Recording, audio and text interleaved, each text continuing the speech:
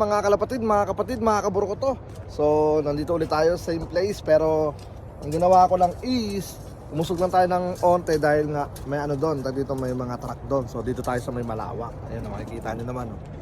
Naghanap ako ng good spot. So tara, let's go, pakawalan na natin to dahil kanina pa tayo rito. Bali nakapagpahinga yung mga ibon natin ng mga 5 minutes. So tara, let's go. Baka ano pa tayo, dito masenta tayo dahil hindi ko kilala yung lugar na to. Baka private. Hindi naman siguro kasi ano to sa mga bombero to So tara, let's go. Alright, set up lang natin.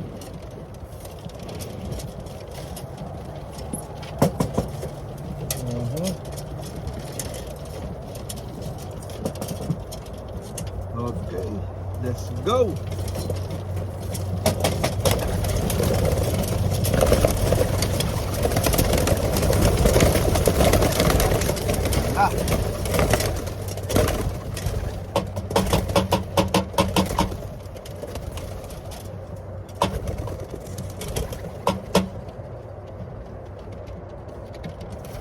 Okay, tingnan natin. Meron pa rito ng peraso ulit.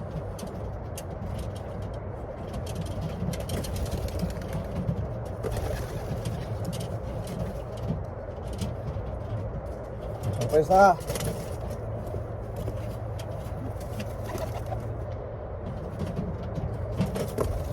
Alright.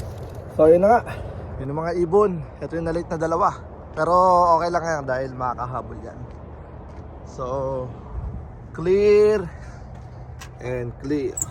And then gagawin natin, lalarga na tayo. So same place, 23 miles. Tapos sorry, tawag dito, tingnan natin kung mas gaganda yung uwi nila today. Yan. And then kapag mas maganda yung uwi nila today, aabante na tayo ng ilang miles ulit. Alright, so good luck sa mga naka-entry dito sa Campo Capistrano. And then matira matibay na to. Tara, let's go. Uwi na tayo.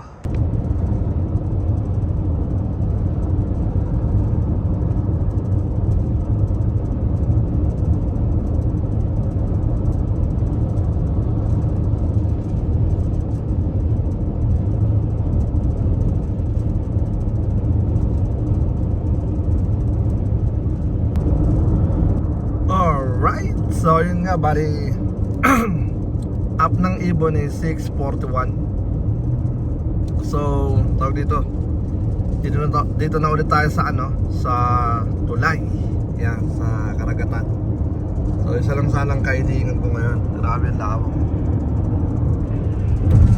Yan. Sana today may tumawid naman, may maglakas loob naman na tumawid dito sa dagat na to. Yan. Sana.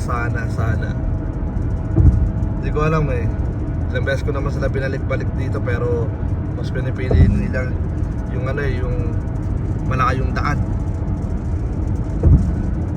Pero matitibay yun dahil tag dito, isipin nyo, like yung toss pa lang natin nasa 20 miles, pero ang nililipat nila is parang nasa na yun, umaabot na sila ng mga 50 miles mahigit dahil isang oras So baka hindi lang 50 miles yung inaano nila, binabaybay. Kasi masyadong tag dito, malayo yung karagatan. Doon, papunta pa ron. Dito sa right side yung nila, yung shortcut nila. Kasi pag sa left side, mas malayo. Kasi yun talagang dagat ang tag dito ang walang lupa dito sa kabila. Dito sa kabila, yung pinakadulo ng ng dagat meron dito sa kabila. So tignan natin mga kaburukoto kung merong maglalakas loob na tumawid dito sa dagat. Alright, so good luck sa lahat mga kaburukoto. Let's go. Yun, nandito na tayo ulit sa ating Campo Capistrano at meron na kagad tayong namataan na lumilipad. Grabe. Nakakatuwa dahil mas maaga na sila ngayon. So isa lang ang ibig sabihin niya mga kaburukoto, medyo okay na yung mga ibon natin. Ayun meron dito 2, 4, 6. Tapos isang grupo pa rito, nasa na? Ayun grabe, napaka-solid. Para sa akin, napaka-solid dahil maganda na yung uwi nila. Mas umaga sila ngayon dahil dumating sila ng 40 minutes lang yung nilipad nila. Grabe. Yun So ito yung ano, yung first drop natin. Madami-dami sila, siguro mga nasa 30 na naman tong mga to. Ayun, no. Alright. Tapos ito meron pa nga sa mga sumusulpot. Ito meron ditong ito ibon ba yan? Mukhang di kalapati yun Yung sumasabay sa kanila hindi kalapati yun. Siguro mga ano yun, tag dito. Ewan ko. Pero mukhang di ibon yung sumasabay sa kanilang apat Yun, dumami na sila. So good news yun mga kaburo ko to. Bali, ano na yan tag dito bukas, tignan natin kung ano yung weather bukas. Pagka okay, larga ulit tayo. Siguro abante tayo ng bahagya lang. Alright, so nagpakawala tayo ng ng 6:41. Alright, so 6:41. Anong oras ba? 7:30, 7:29. So ano na sila, 50 minutes. So kahapon isang oras kalahati. And then nabawasan sila ngayon ng 30 minutes. So good sign yan mga kaburo ko to. Yan, ayun ayaw pang magsibabaan na naman Alright, and then ang ginawa natin kahapon nabaklas na natin. Yan, mga ano na lang, susunugin. Sunugin natin yung mga kahoy-kahoy. Dito natin nilalagay sunog ko na ngayon kalahati. Ito, bastos. Pero di na magkakaanak to dahil yung barako na nakupon na. So ayun na nga mga kaburo ko to, bali mamaya na ulit, tignan natin kung sino magpa-first. Alright, let's go. Sayang di na natin nakakuha ng pagbaba ng mga ibon. Yan. So congrats nga pala kay Anak Lawin, kay Mandirigmang Anak Lawin, ang unang nag-clock sa atin. Alright. So tignan natin.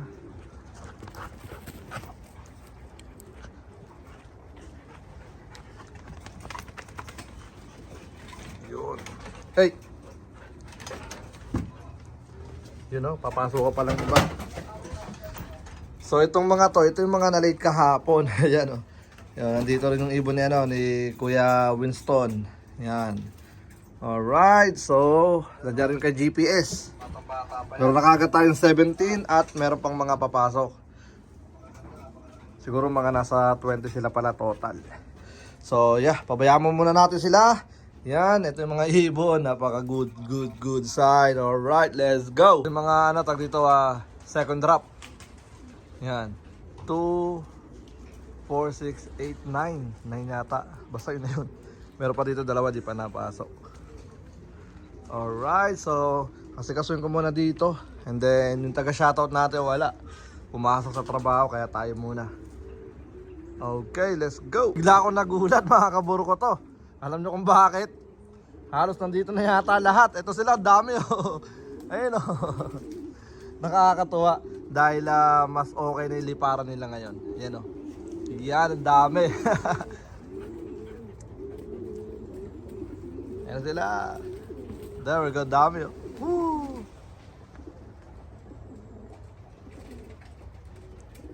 Wala lang sana mambulabo para dire-diretso na sila sa loob. Alright, ayan sila. Wala lang mambulabog, okay yung mga ibon. Ano pa lumilipad. So yun, good sign na mga kaburo ko to. Pwede na tayo lumayo ng onte. Yan. Bukas abante tayo kapag medyo okay yung panahon. Alright, so tara, let's go. Alright, so nandito na yung mga ibon natin. Meron tayong mga ilang kulang pa, pero kaya na tayo ngayon para naman reward natin sa mga to. Okay, it's a good news mga kaburo ko to dahil mas maaga sila today. Alright, bibigay tayo ng kanilang energy.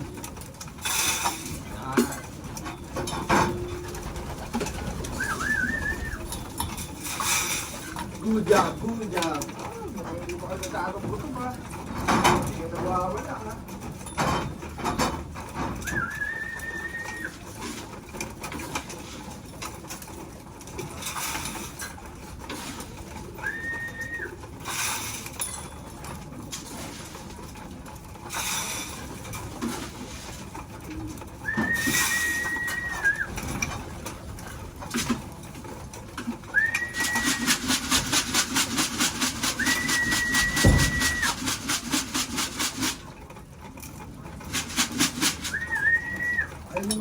oh. Hindi kayo gutom. Pasok.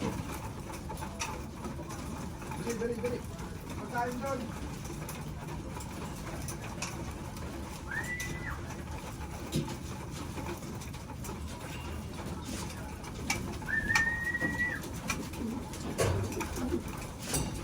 Ayaw mo di pa yung bata natin ah.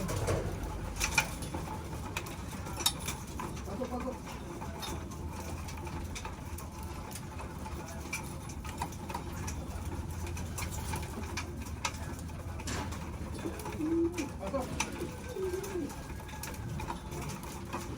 Ay, pumasok dito ka.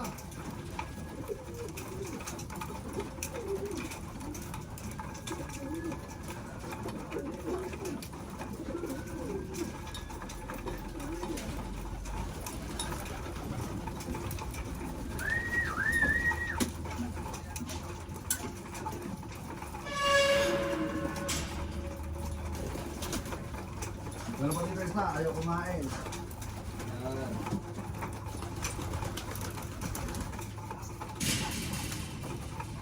There we go.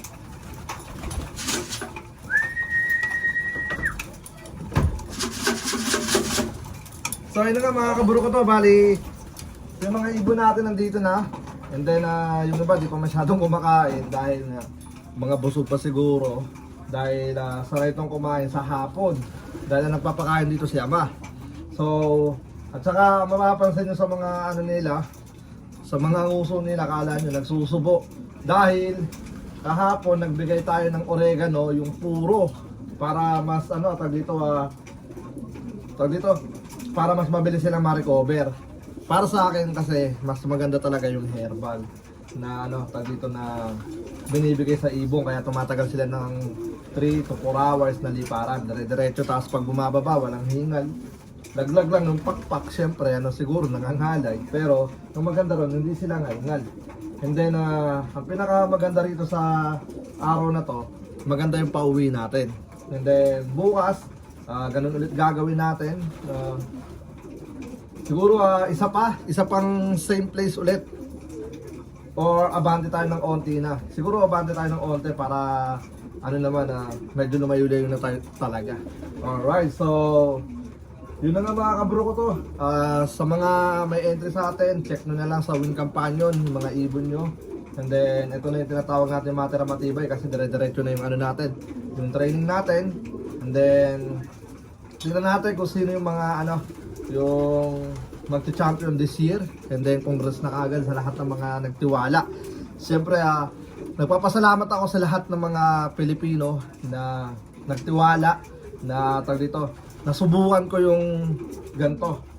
So, etong taon na to, medyo marami tayong ano, naging error. Pero syempre, ginagawa ko pa rin yung one of the best na kaya natin magawa rito sa kampo. And then, sa mga nakakaalam, marami din nakakaalam na marami akong pinagdaanan itong mga nakaraang ano, itong buong taon na to. Punong-puno ng pagsubok. And then, at the same time, syempre, pinipilit ko pa rin isabay itong mga nandito dahil nga sa una sa lahat, nahiya ako sa mga Pilipino talaga, nagsuporta talaga, sobra. Pero syempre, ito na yung ano, reality na matira matibay na sa mga ibon. And then, yeah, next year, mas magiging klaro, mas maganda yung magiging ano natin. Dahil mas maaga tayo tatanggap ng ibon, February, ganyan. Kasi nga nung etong ano, tawag dito, etong season na to is almost May na tayong nag-start. April to May na tayo. Kumbaga, mga ano na yun, tawag dito, syempre, mga late hatch na talaga yun. Pero syempre, at the same time, ito nga, kaya siguro tayo maabot ng gantong month para lang maisabay natin yung mga mas bata. So, yeah, good luck. And then, sa pooling champion, kasi meron tayong biniling trophy. Ang plano ko doon, 25 yung ano, yung taya sa pooling. Tapos, ang pinakamaraming magiging panalo, meron mga nagdatingan, ang dami. Mga 3, 4. So, pabayaan muna natin yan. So, yun na nga, sa pooling, papasokin ko lang muna itong mga to. Wait lang. Yan. Okay, sa pooling, ang mangyayari 25 yung taya, tapos yung pinakamaraming panalo na ibon, let's say yung ibon mo naka 3 times na pooling winner. So, meron siyang chance na makuha yung trophy natin para sa pooling champion natin. So, sa 25 lang kasi ang plano ko sana 25 1 point, 2 points sa 50, 3 points sa 75, 4 points sa 100. Pero ang iniisip ko kasi, paano yung mga 25 lang lagi yung taya, tapos merong isang tumaya sa 100, sa last na siya tumaya. So pag nanalo yung 4 points kagad. So parang lugi naman yung yung tumataya lang sa mababa, tapos maraming panalo. So hindi to per panshira, ang mangyayari is per bird. Let's say na nanalo ka, kunyari itong race, yung sa first pooling natin, tapos nanalo ka ulit sa ikalawang pooling pero ibang ibon naman, hindi siya counted na 2 points. Kailangan sa ibon na tag dito, maka 2 points. Like, para maka 2 points yung ibon na yun, kailangan manalo rin siya. Alright, so yun na nga. Ang gagawin natin is tag dito,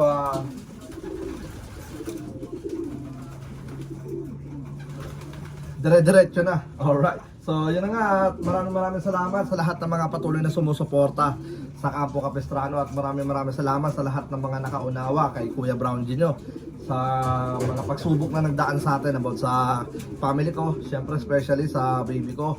Hanggang ngayon meron pa siyang pinagdadaanan, pero ang maganda ron is may good news na nangyayari. So, dito, hanggang dito na lang muna yung video natin. Maraming salamat sa lahat ng mga patuloy na sumusuporta. Hanggang sa muli, ako nga po pala ulit si Brown G, at welcome sa aking channel. Peace out, let's go!